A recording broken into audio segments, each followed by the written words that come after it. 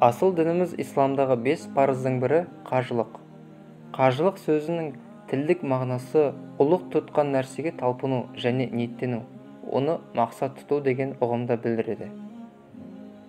Қажылық сапарға баруға мүмкіндігі бар мұсылманға қасиетті орынға зиярат ету, яғни қажылыққа баруы парыз.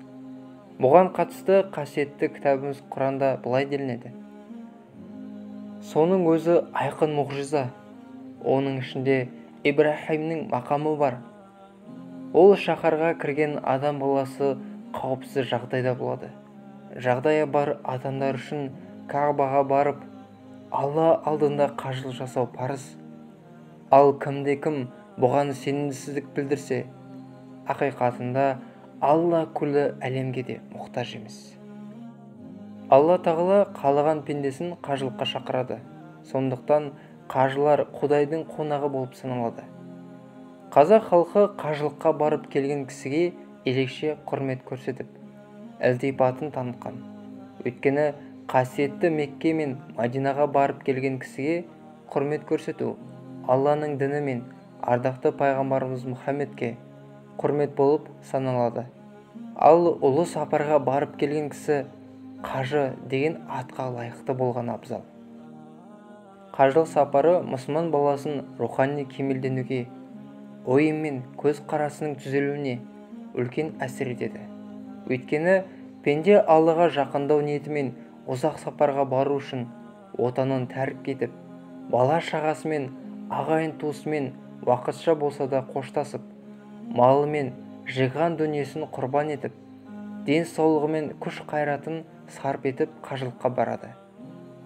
Адам баласы қажылықта шынайы тәубеге келеді, нәпсімен күресіп, сапардың қиындығына төзеді. Алламен байланысы нығайта түсу үшін Қағбаны тауап етіп, құлшылық жасайды. Арафатта тік аяқта тұрып, күн ұзаққа дұға жасап, жылап тұрып, Аллаға жалбарынады. Қажылықта екі ақ матаға оранған мұсылман бұл өмірдің жалған екенін, уақыт сағаты келгенде осындай ақ матаға оранып, Алланың алдына баратын сезінеді.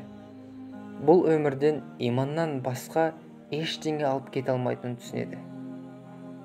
Пайғамбарымыз Мұхаммед, Алланың оған салауаты мен сәлем болсын, былай дейді: күмәнсіз Алла тағала сендерге қажылықты парыз етті. Қажылықты орындаңыздар. Және кісі өз үйінен үлкен немесе кіші қажылық парызын орындау үшін сапарға шықса, аяғын адымдап жүрген сайын күнәлары денесінен ағаштан түскен жапырақтар секілді төгіледі. Ал Мәдина қаласына жетіп, менімен амандасса, онымен періштелер де қолын алып амандасады деген.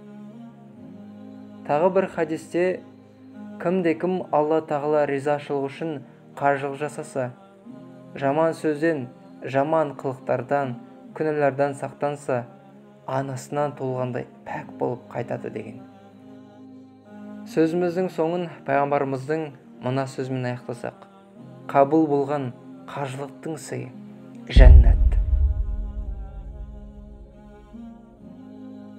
Алла тағала күллі мұсылман баласына қабыл болған қажылықты нәсіп еткей. Әмин.